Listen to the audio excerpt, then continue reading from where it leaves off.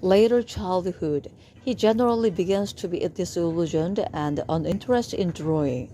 H. Lucas, who published research on children's drawing, dates this cooling of interest to the period between ages 10 and 15.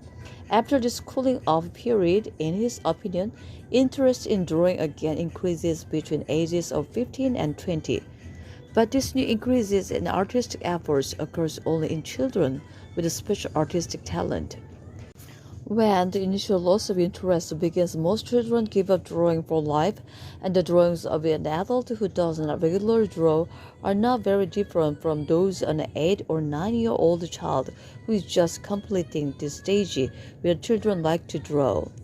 These data show that during adolescence, drawing decreases and is typically abandoned by children. Barnes, who studied more than 15,000 drawings, has established that this turning point occurs at the age of 13 or 14. It can be established, he writes, that girls of 13 and boys of 14 become less daring in their expression. Children who refuse to draw at all are all older than 13. Other research in these areas also shows that at the age of 13, that is, at the period of puberty, children undergo changes in their ideas.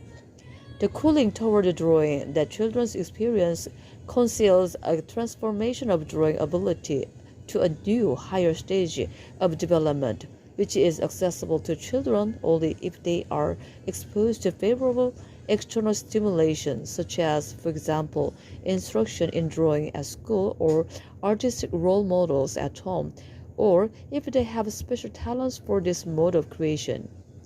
To understand this turning point with respect to drawing during the adolescence period, we must briefly describe the basic developmental stages of children's drawing.